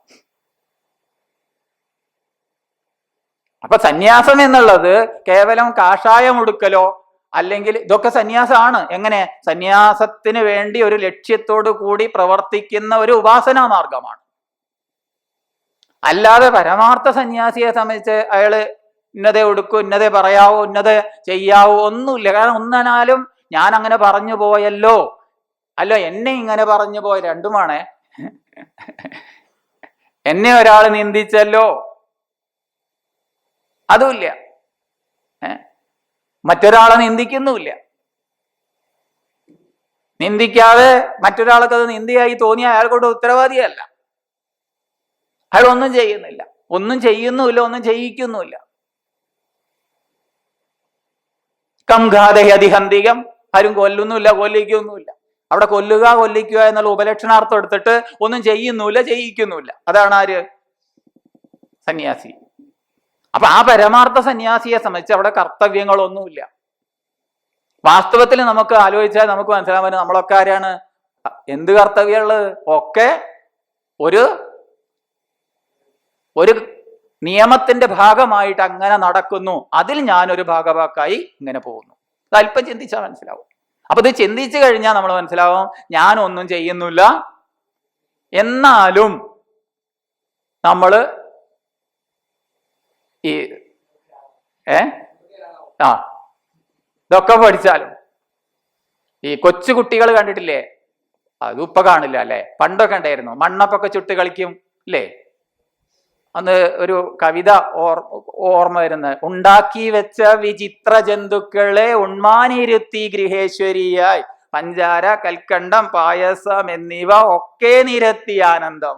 ഒരു കൊച്ചുകുട്ടി, കുട്ടികൾ ഇപ്പോഴും ഇങ്ങനെ ഈ സാരിയൊക്കെ എടുത്ത്, കൊച്ചുകുട്ടികൾ സാരിയൊക്കെ എടുത്തിട്ട് ഇങ്ങനെ, പെൺകുട്ടികൾ കണ്ടില്ലേ, ഒരു വീട്ടമ്മയെ പോലെയൊക്കെ. ഈ കുട്ടി ഒരു ഗൃഹേശ്വരിയെ പോലെ എന്ത് ചെയ്യുന്നു? ഇങ്ങനെ കുട്ടികളെ നോക്കുന്ന പോലെ ഇലയൊക്കെ ആയിരിക്കും പറക്കണ്ട, മണ്ണപ്പൊക്കെ ഒരുക്കി വെച്ചിട്ടുണ്ടാവും. എന്നിട്ട് അതിലങ്ങനെ കളിക്കുകയാണ്. ആ കുട്ടിയുടെ മുന്നിൽ അത് മണ്ണപ്പം ആണെങ്കിലും അത് യാഥാർത്ഥ്യം എന്ന ബോധത്തോടു കൂടിയാണ് പ്രവർത്തിക്കുന്നത്. മുതിർന്ന ആളുകൾ ആരെങ്കിലും പോയിട്ട് ഒന്ന് തട്ടിത്തെറിപ്പിച്ചു എന്ന് വിചാരിക്കുക, എന്ത് ചെയ്യും? എത്ര വിഷമായിരിക്കും അത്. അതേ സമയത്ത് മുതിർന്ന ആളുകൾ ഈ കുട്ടിക്ക് കളിപ്പാട്ടങ്ങൾ ഒരുക്കി കൊടുക്കുന്നുണ്ട്. ഈ മുതിർന്ന ആൾക്ക് അറിയാം ഇത് വെറും മണ്ണപ്പമാണ്, അതിൽ യാഥാർത്ഥ്യമൊന്നുമില്ല എന്നറിയാം. എന്നാലും കുട്ടിക്ക് കളിക്കാൻ വേണ്ടി ഇതൊക്കെ ഒരുക്കി വയ്ക്കുന്നു. ഇതുപോലെ ഈ ലോകത്ത് ഈ കാണുന്ന എല്ലാം എന്ത്, ഇത് പുറത്തു പോയിട്ട് നമ്മൾ വീട്ടിൽ പോയിട്ട് അല്ലെങ്കിൽ അവിടുത്തെ വല്ല പ്രഭാഷണത്തിന് വല്ല ക്ലാസ്സിലൊക്കെ പോയി പറഞ്ഞ സംഗതി കുഴപ്പമാവേ. ഇത് ഇവിടെ പഠിക്കാനേ പറ്റൂ. ഇപ്പോ പിന്നെ ഉള്ളിൽ വെച്ചോളൂ ആ പരമാർത്ഥം. എന്ത്? ഈ കണ്ട ഭാര്യ, ഭർത്താവ്, കുട്ടി, ചട്ടി, കലം എന്ത് വേണമെങ്കിലും എടുത്തോളൂ. അതൊക്കെ എന്താണ്? ഒക്കെ കളിപ്പാട്ടങ്ങളാണ്. ഇതൊന്നും എനിക്ക് പരമമായ ലക്ഷ്യത്തിലെത്താൻ സാധിക്കില്ല എന്ന് ഉള്ളിന്റെ ഉള്ളിൽ ഉറപ്പിച്ച് ഈ കളിപ്പാട്ടങ്ങളൊക്കെ ഞാൻ വലിച്ചെറിയേണ്ടി വരും. ആട്ടവും കഴിഞ്ഞമ്മ തൻ മടി തട്ടിലേക്കെന്നു വീഴും ഞാൻ, വീണു അമ്മ തൻ ശീതളാംഗത്തിൽ സാനന്ദമെന്ന് പറഞ്ഞു. ഈ ആട്ടവും പാട്ടും ഒക്കെ എന്തുണ്ടാവും?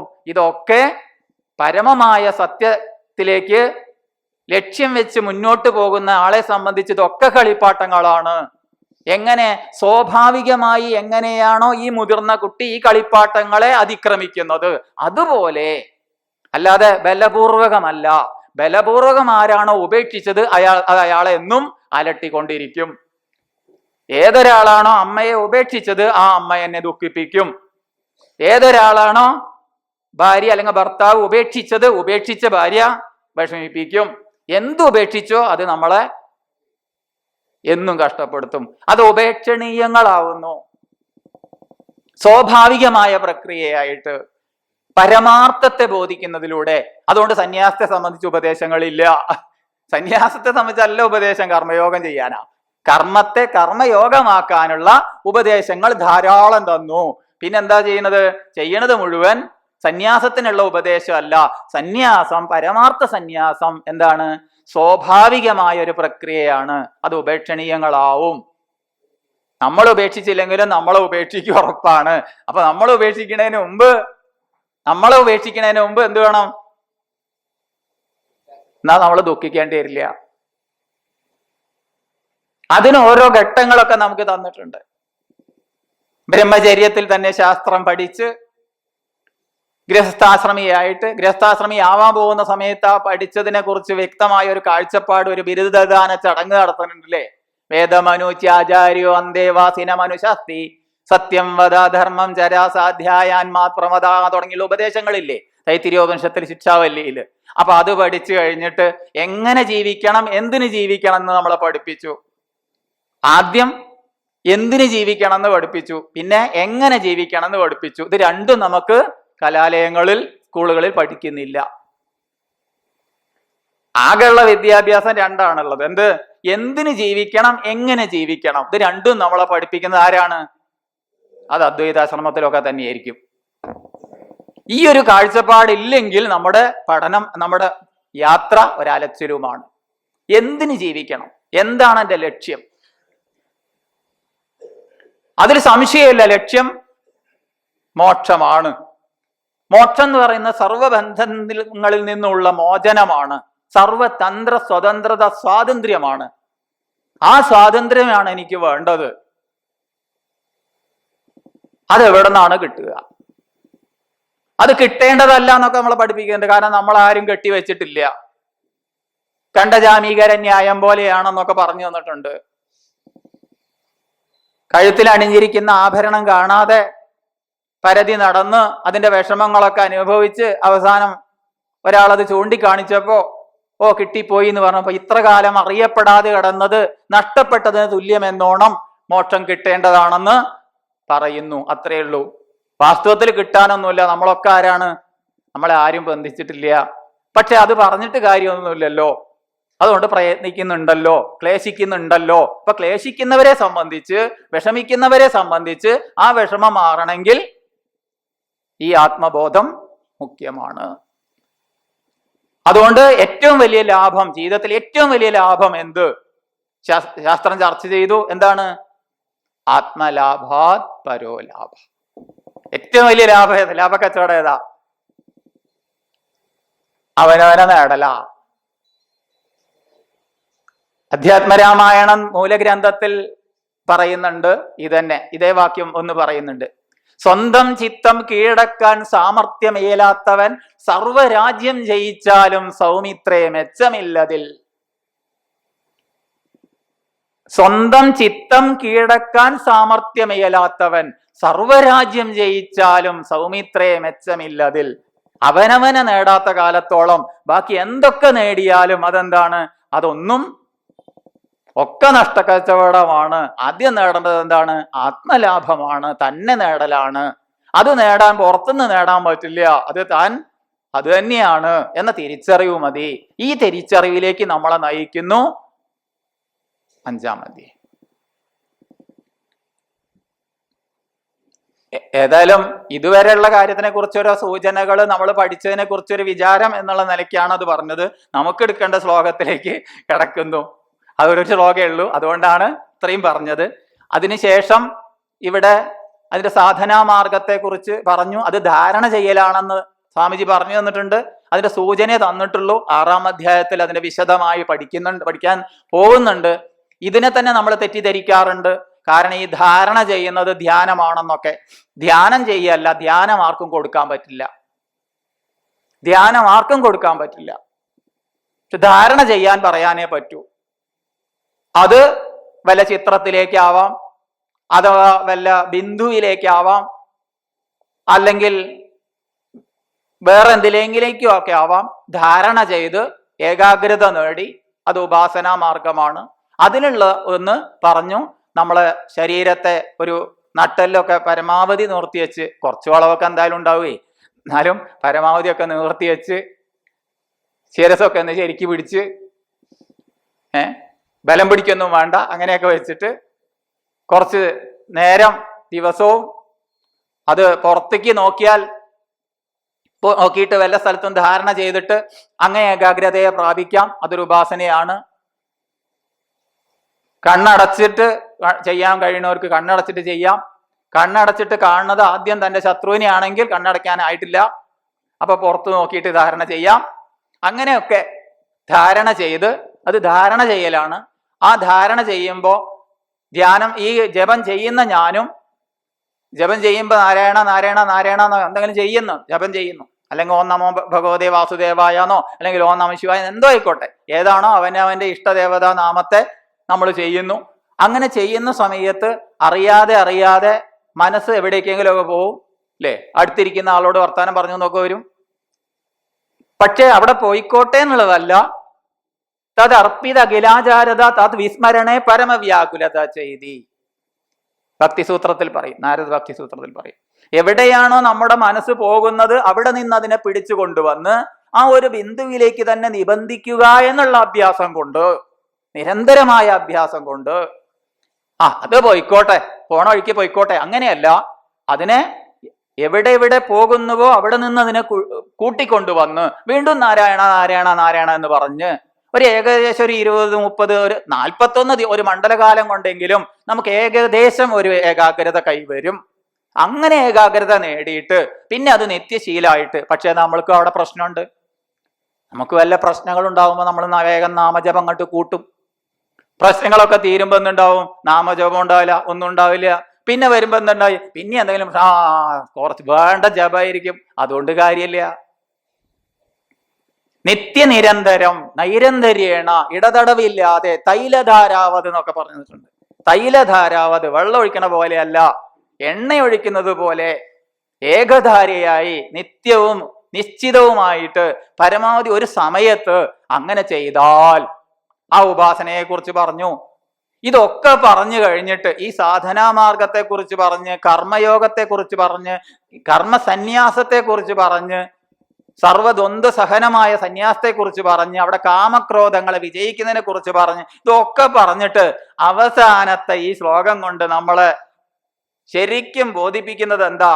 ഭോക്താരം യജ്ഞതപസാം സർവലോകമഹേശ്വരം സുഹൃദം സർവഭൂതാനാം ജ്ഞാത്വാ മാം ശാന്തി മൃച്ഛതി. അവിടെ ഉപസംഹാര വേളയില് നമ്മൾ പറഞ്ഞു തരികയാണ്.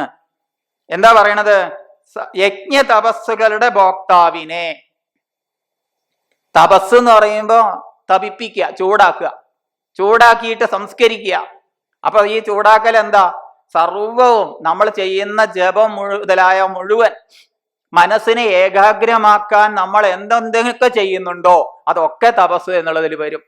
ഇനി വിശേഷേണ പറഞ്ഞാൽ ഗീതയിൽ തന്നെ പറഞ്ഞതെടുത്താൽ നമുക്ക് കാണാം, അനുദ്വേഗകരം വാക്യം സത്യം പ്രിയഹിതം ചെയ്ത് സാധ്യായാഭ്യസനം ചെയ്വ വാഗ്മയം തപ ഉച്യതേ. ദേവദ്വിജ ഗുരു പ്രാജ്ഞ പൂജനം ശൗചമാർജവം ബ്രഹ്മചര്യമഹിംസാച്ച ശാരീരം തപ ഉച്യതേ. മനഃപ്രസാദ സൗമ്യത്വം മൗനമാത്മവിനിഗ്രഹ ഭാവസംശുദ്ധിരിത്യേത തപോ മാനസമുച്യതേ. ഇങ്ങനെ 3 തപസ്സുകളെ കുറിച്ച് പറയുന്നുണ്ട്. പക്ഷെ അത് മാത്രമല്ല, മനസ്സിനെ ഏകാഗ്രമാക്കാൻ വേണ്ടി ചെയ്യപ്പെടുന്ന സർവവും തപസ് എന്നുള്ളതിൽ കൂട്ടാം. ഒക്കെ തപസ്സാണ്. വ്രതങ്ങൾ നോൽക്കുന്നതൊക്കെ തപസ്സാണ്. അപ്പൊ അങ്ങനെയുള്ള തപസ്സുകളുടെ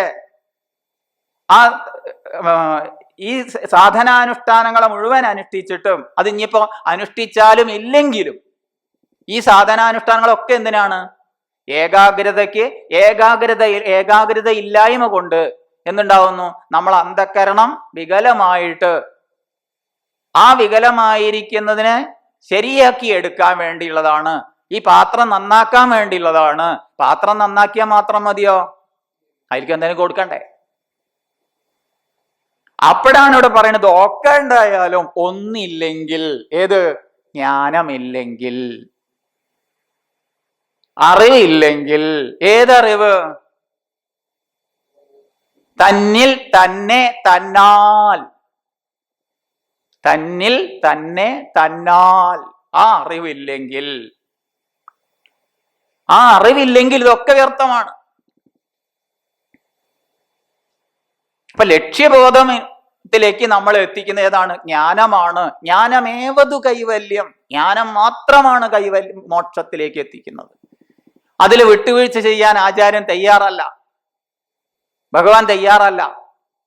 അതുകൊണ്ടാണ് അവസാനം ഇതൊക്കെ പറഞ്ഞിട്ട്, കർമ്മയോഗ ആയിക്കോട്ടെ, കർമ്മസന്യാസം ആയിക്കോട്ടെ, ഉപാസനാ മാർഗങ്ങളായിക്കോട്ടെ, നിങ്ങൾ ഇതൊക്കെ ചെയ്താലും ഇതൊക്കെ ജ്ഞാനമില്ലാതെ ആരാണ്ടെങ്കിലും ഒക്കെ ചെയ്യുന്നു. എല്ലാവരും സന്യസിക്കുന്നു, ഞാനും സന്യസിച്ച് കളയാം. എല്ലാവരും കർമ്മയോഗം അനുഷ്ഠിക്കുന്നു, കർമ്മയോഗം അനുഷ്ഠിച്ച് കളയാം. ഒക്കെ ഒരു ഈശ്വരനിൽ സമർപ്പിക്കാം. ഈശ്വരൻ എന്താന്നൊക്കെ അറിയണ്ടേ? പൊതുവെ ഈശ്വരൻ എന്ന് പറയുന്നത് ഈശ്വരം യത് കരോതി ഇത് ഈശ്വരൻ എന്നൊക്കെ നമ്മൾ ആ പദത്തിന് അർത്ഥം ചിന്തിക്കുന്നുണ്ട്. ഇവിടെ സർവഭൂതങ്ങളുടെയും ഈശ്വരൻ എന്ന് പറയുമ്പോ സർവേശ്വരൻ, സകലേശ്വരൻ, പരമേശ്വരൻ. ഈ ഈശ്വരൻ ആരാ? ഈശ്വരൻ എന്നുള്ള പദം തന്നെ എന്തിനാണ്? ഈശ്വരൻ ചെയ്യുമ്പോഴാണ് ഈശ്വരൻ എന്നുള്ള പദം ഉണ്ടാവുന്നത്. പരമമായ സത്യത്തെ നമ്മൾ ബോധിപ്പിക്കുന്നത് എങ്ങനെയാണ്? ബ്രഹ്മം എന്ന ശബ്ദത്തിലാണ്.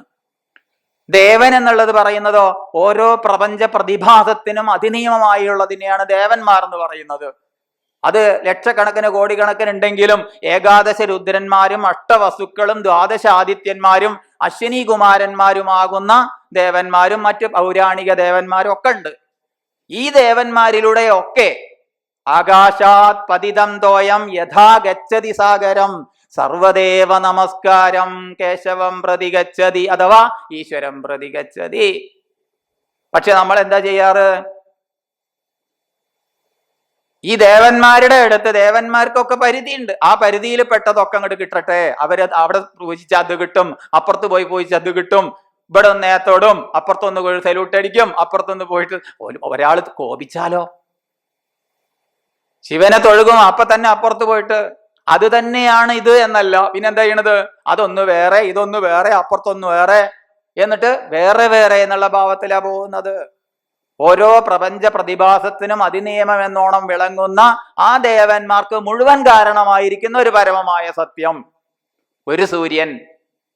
ആ ഒരു സൂര്യൻ തന്നെ പലതിനെ പ്രകാശിക്കും, പല കണ്ണാടികളിൽ പ്രകാശിക്കുമ്പോ നമ്മളിവിടെ പഠിച്ചിട്ടുണ്ട്, പല സമയങ്ങളിൽ പഠിച്ചിട്ടുണ്ട്.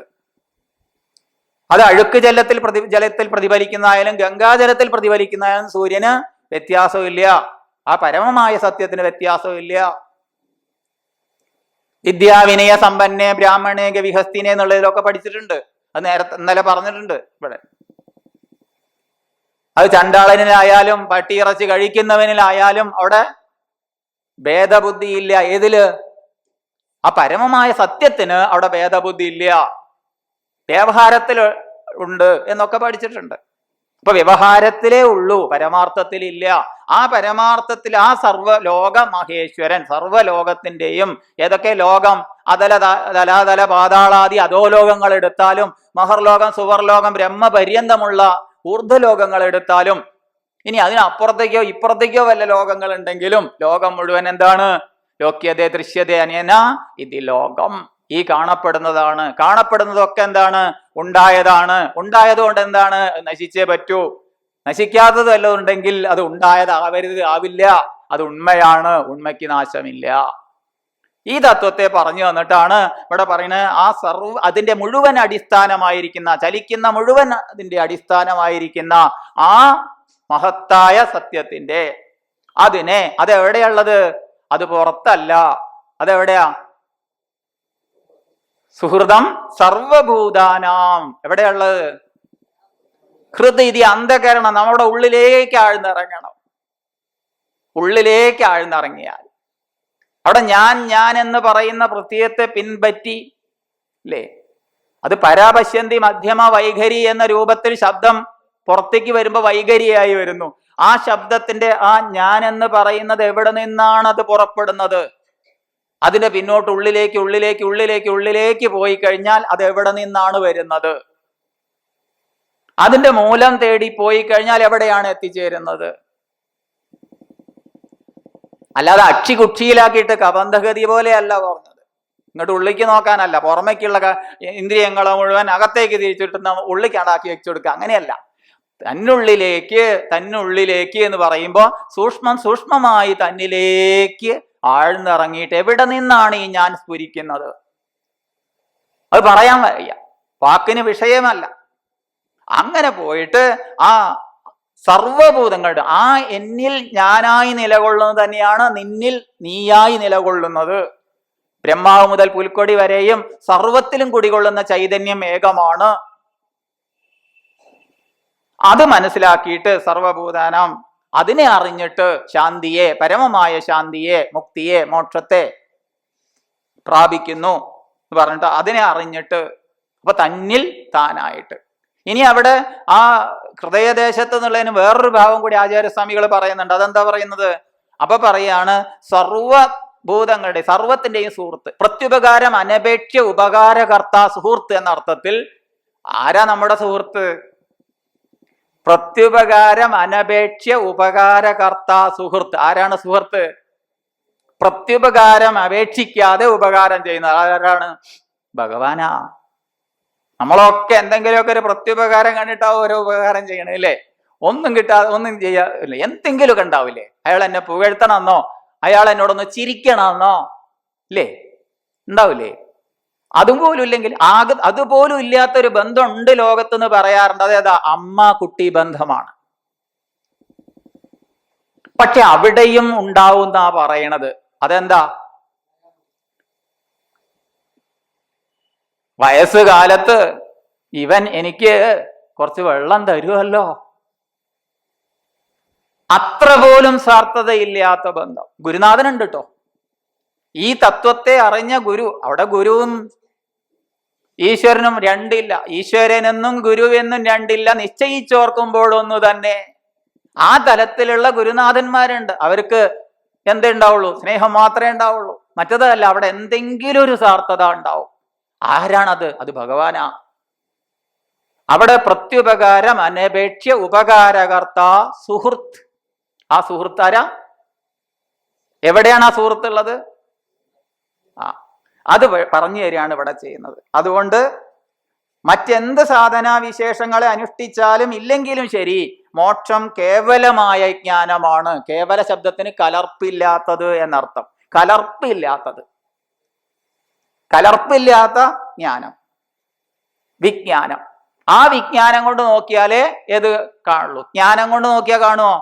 ജ്ഞാനം എന്നാണ് സാധാരണ പറയാറുണ്ട്. ജ്ഞാനം എന്ന് മാത്രം പറയുമ്പോൾ വിജ്ഞാനം മനസ്സിലാക്കണം. ആനുഭവികമായ ജ്ഞാനം, ആ അനുഭവികമായ ജ്ഞാനം, ആ അറിവില് ഈശ്വര സാക്ഷാത്കാരം. സാക്ഷാത്കാരം എന്ന് പറഞ്ഞാൽ എന്താണ്? സംശയലേശം എന്നെ അറിയലിനാണ് സാക്ഷാത്കാരം എന്ന് പറയുക. അപ്പൊ ഈശ്വര സാക്ഷാത്കാരം എന്ന് പറഞ്ഞാൽ അവിടെ സംശയമേ ഇല്ല. അങ്ങനെയുള്ള ആ നിശ്രേയസം മോക്ഷം. മോക്ഷത്തിന് അനേകം പദങ്ങൾ നമ്മൾ പഠിച്ചു. ആത്മവിജ്ഞാനം, പരമപുരുഷാർത്ഥം, ഇങ്ങനെ എന്ത് പദം സ്വീകരിച്ചാലും മറ്റ് സാധനകളെല്ലാം ഈ ഒരു വിജ്ഞാനത്തിനുള്ള തടസ്സങ്ങളെ നീക്കുന്നതിനുള്ളതാണെന്ന് മനസ്സിലാക്കി അങ്ങനെ ബാഹ്യ വിഷയങ്ങളെ ബഹിഷ്കരിച്ച് പ്രാണായാമം ചെയ്തും ധാരണാഭ്യാസം ചെയ്തും കാമക്രോധങ്ങളെ, ഇച്ഛാഭയക്രോധങ്ങളെ അകറ്റിയുമൊക്കെ ആത്യന്തികമായ ശാന്തിയെ ജ്ഞാത്വാ മാം ശാന്തി മൃച്ഛതി, എന്നെ അറിഞ്ഞിട്ട്. ഇതൊക്കെ പറഞ്ഞു കൊണ്ടുവന്നത് എന്താ? എന്നെ അറിഞ്ഞിട്ട്. ആരാണ് ഈ എന്നെ? ആ ഞാൻ എന്നുള്ളത് കേവലം ഭഗവാനെ അവിടെ കൃഷ്ണനെ അല്ല അവർ ഉദ്ദേശിച്ചത്. പിന്നെന്താ? അവിടെ പരമമായ സത്യത്തെ, പരമാണു പൊരുളിലും സ്ഫുരണമായി മിന്നുന്ന പരമപ്രകാശത്തെ, ആ എന്നെ, സർവത്തിലും കുടികൊള്ളുന്ന ചൈതന്യത്തെ, ഒരു കറുകയുടെ നെറുകയിലെ ഒരു മഞ്ഞുതുള്ളിയിൽ പോലും ഒരു കുഞ്ഞു സൂര്യൻ എന്ന പോലെ എല്ലാറ്റിലും വിളങ്ങുന്ന പരമമായ സത്യത്തെ, അത് താനാണെന്നറിഞ്ഞ് തന്നെ എല്ലാറ്റിലും കാണുമ്പോ ഒക്കെ പറയാം. നല്ല വാക്കസർത്ത നമുക്കൊക്കെ പറയാം, പ്രസംഗിക്കാം. പക്ഷേ അവിടെ ഒരു പക്ഷേ ഉണ്ട്. ഈ ഒരു തലത്തിലേക്ക് നമ്മുടെ വിചാരധാരയെ എത്തിക്കുകയാണ് ആചാര്യസ്വാമികൾ തൻ്റെ ഭാഷ്യത്തിലൂടെ ചെയ്യുന്നത്. അങ്ങനെ സർവയജ്ഞ തപസ്സുകളുടെ ഒക്കെ ഭോക്താവും, എല്ലാ യജ്ഞങ്ങളും എല്ലാ തപസ്സുകളും എല്ലാറ്റിനെയും അനുഭവിക്കുന്ന ആരാണ്? സർവലോക മഹേശ്വരനും സർവഭൂതങ്ങളുടെ സുഹൃത്തുമായ എന്നെ അറിഞ്ഞാൽ മാത്രം, അറിഞ്ഞില്ലെങ്കിൽ ഇല്ല, അറിഞ്ഞാൽ മാത്രം പരമമായ ശാന്തിയെ നേടുന്നു. അങ്ങനെ നേടിയാൽ എന്തുണ്ടാവുന്നു? നിരുപാധികമായി ആത്മാവ് ഒന്നു മാത്രമെന്നറിഞ്ഞ് ഈശ്വരനും ജീവനും എല്ലാം ആ പരമമായ സത്യത്തിന്റെ ആ ഏകാത്മാവിന്റെ സമഷ്ടി വ്യഷ്ടി ഭേദങ്ങളാണെന്ന് അറിഞ്ഞ് ചിത്തശുദ്ധിക്കായി ചെയ്യുന്ന സർവ ഉപാസനകളെയും അനുഷ്ഠിച്ചുകൊണ്ട് ഇന്ദ്രിയങ്ങളുടെ ഏകാഗ്രതയെ നേടി, അങ്ങനെ നേടിയിട്ട് എന്ത് ചെയ്യുന്നു? നമ്മള് ലക്ഷ്യത്തെ പ്രാപിക്കുന്നു. ആ ലക്ഷ്യത്തിലേക്ക് നമ്മളെ എത്തിക്കുകയാണ് ചെയ്യുന്നത്. അങ്ങനെയുള്ള ഉപദേശങ്ങളിൽ ഭഗവത്ഗീത ഉപദേശത്തെ, ഈ 5-ാം അധ്യായത്തെ ഭാഷ്യത്തോടു കൂടി അത് പഠിച്ചു കഴിഞ്ഞ എല്ലാ ഇതുവരെ പഠിച്ചതിന്റെ മുഴുവൻ സംക്ഷിപ്ത വിവരണമായിട്ട് ഈ ശ്ലോകത്തിന്റെ ഭാഷ്യം ഭഗവാൻ പറഞ്ഞിട്ടുണ്ട്. അങ്ങനെ അതിനെ മനസ്സിലാക്കിയിട്ട് ഇവിടെ ഭഗവത്ഗീത ഉപദേശത്തെ ഉപസംഹരിച്ചിട്ട് പിന്നെ ഇവിടെ പറയുകയാണ് എന്ത്? ഈ ഒരു ഭഗവത്ഗീത എവിടെ ഉള്ളതാന്നൊക്കെ പറഞ്ഞ് എല്ലാ അധ്യായത്തിന്റെയും സമാപന വേളയിൽ ഓം തത് സത്, ഈ 3 ശബ്ദം കൊണ്ടാണ് ബ്രഹ്മത്തെ ബോധിക്കുന്നത്. ത്രിവിധ സ്മൃത. ഏതൊക്കെയാണ്? ഓം തത് സത്. അപ്രകാരമുള്ള ഭഗവത്ഗീത എത്ര ഉണ്ട്? അനേകം ഭഗവത്ഗീതകളുണ്ട്. എത്ര ഭഗവത്ഗീത എന്ന് പറയുമ്പോൾ ഒന്നേ ഉള്ളൂ. ഗീത എന്ന് പറയുമ്പോഴും നമ്മൾ ഓർമ്മിക്കുന്നത് ശ്രീമദ് ഭഗവത്ഗീതയാണ്. പക്ഷെ ഗീതകൾ ധാരാളം ഉണ്ട്. ഏതൊക്കെയാ? അഷ്ടാവക്ര ഗീത, രാമഗീത, ഉദ്ധവ ഗീത, പരാശര ഗീത, മങ്കി ഗീത, കുറെ ഗീതകളുണ്ട്, എണ്ണിയാലൊതുങ്ങാത്ത. അനുഗീത. അപ്പൊ ഇങ്ങനെയുള്ളതൊക്കെ ഉണ്ട്. അപ്പൊ ഈ ഗീതകളൊക്കെ ഉണ്ടെങ്കിലും നമ്മള് ഗീത എന്ന് പറയുമ്പോൾ ആദ്യം നമ്മൾ മനസ്സിലാക്കുന്ന ഏതാ? ശ്രീമദ് ഭഗവത്ഗീതയാണ്. അപ്പൊ ആ ഭഗവത്ഗീത എന്ന് പറയുമ്പോൾ തന്നെ ഭഗവാനാൽ പറയപ്പെട്ടത്, ഭഗവാനാൽ പാടപ്പെട്ടത് എന്നാണ് ആ വാക്കിന്റെ അർത്ഥം. അപ്പൊ ഭഗവാനെ പൂജിക്കുന്നെങ്കിൽ ഭഗവാൻ പറയണം കേൾക്കണ്ടേ? അങ്ങനെയുള്ള ഭഗവത്ഗീത അത് എന്താണ് ഉപദേശിക്കുന്നത്? നാനാത്വത്തിൽ ഏകത്വത്തെയാണ് ഉപദേശിക്കുന്നത്, പരമമായ സത്യത്തെയാണ് ഉപദേശിക്കുന്നത്, ബ്രഹ്മവിദ്യയെയാണ് ഉപദേശിക്കുന്നത്. ആ ബ്രഹ്മവിദ്യയാണ് സർവ്വവിദ്യകളിലും വെച്ച് പ്രതിഷ്ഠിതമായിരിക്കുന്ന ഏറ്റവും ശ്രേഷ്ഠമായ വിദ്യ. ആ ബ്രഹ്മവിദ്യയിലേക്ക് നമ്മളെ നയിക്കുന്നത്. അതെവിടെയാണ് സ്ഥിതി ചെയ്യുന്നത്? മഹത്വം ഭാരവത്വമായ മഹാഭാരതത്തിൽ 1,00,000-ഓളം ശ്ലോകങ്ങളുള്ള 1,00,000-ഓളം ഗ്രന്ഥങ്ങൾ എന്നും പറയാറുണ്ട്. ഗ്രന്ഥം എന്ന് പറഞ്ഞാൽ അവിടെ ഈ 32 അക്ഷരങ്ങളാക്കി മാറ്റിയാൽ അതിനെയാണ് ഗ്രന്ഥം എന്ന് പറയാ അർത്ഥത്തിലാണ്. വ്യാസവിരചിതമായ മഹാഭാരതത്തിൽ അതിൽ 18 പർവ്വങ്ങളുണ്ട്. ആ 18 പർവ്വങ്ങളിൽ 6-ാം പർവ്വത്തിന്റെ പേരാണ് ഭീഷ്മപർവം. ആ ഭീഷ്മപർവത്തിലെ ഒരു ഗീതാപർവം ആരംഭിക്കുന്നുണ്ട്. അവിടെ അതിന്റെ ഉപക്രമമായിട്ടാണ് 13-ാം അധ്യായം മുതൽ. പക്ഷെ 25-ാം അധ്യായം മുതൽ 42 കൂടിയുള്ള 18 അധ്യായങ്ങളെ പറയുന്ന പേരാണ് ശ്രീമദ് ഭഗവത്ഗീത. അപ്പൊ ഇതിഹാസങ്ങളിൽ ഒന്നായ മഹാഭാരതത്തിൽ 18 പർവ്വങ്ങളുള്ളതിൽ 6-ാം പർവ്വമായ ഭീഷ്മപർവത്തിലെ 25-ാം അധ്യായം മുതൽ 42 കൂടിയുള്ള 18 അധ്യായങ്ങളെ പറയുന്ന ഭഗവത്ഗീത. ആ ഭഗവത്ഗീത ആണ്, അതിൽ 5-ാം അധ്യായമാണ് ഇവിടെ ചർച്ച ചെയ്തത്. ഇതിൽ ഏറ്റവും വലിയൊരു സന്ദേശം അവിടെ ഉണ്ട്. അതിന്റെ അവസാനം പറഞ്ഞു വെക്കുന്നുണ്ട്, ശ്രീകൃഷ്ണാർജുന സംവാദേ. എന്താ ഇന്ന് മനസ്സിലാക്കേണ്ടത്? ശ്രീകൃഷ്ണൻ ആരാ? അവിടെ ഗുരുവിന്റെ സ്ഥാനമാണ്. അർജുനൻ ആരാ? ശിഷ്യന്റെ സ്ഥാനമാണ്. അപ്പൊ ഇത് ഗുരുവിൽ നിന്ന് കേൾക്കേണ്ടതാണ് എന്ന് വന്നു. അപ്പൊ ഗുരുവിൽ നിന്ന് കേൾക്കേണ്ടതാണ് ഈ വിദ്യ, അല്ലാതെ പുസ്തകം പഠിച്ചിട്ട് പറയേണ്ടതല്ല. ഗുരുമുഖത്ത് നിന്ന് കേൾക്കേണ്ടതാണ്. അതേ വിദ്യ നമ്മുടെ ഉള്ളിലേക്ക് ആഴ്ന്നിറങ്ങൂ. അപ്പൊ ഗുരുവിൽ നിന്ന് പഠിക്കേണ്ടതാണെന്നുള്ളൊരു സന്ദേശത്തെ പറഞ്ഞുകൊണ്ട് ഈ 5-ാം അധ്യായം. അതുകൊണ്ട് ഈ ശ്ലോകത്തിന്റെ ഭാഷ്യം പഠിക്കാനായിക്കൊണ്ട് കേൾക്കാനായിക്കൊണ്ട് നമുക്ക് തൽക്കാലം ഇതിവിടെ ഉപസംഹരിക്കാം. എല്ലാവർക്കും നമസ്കാരം.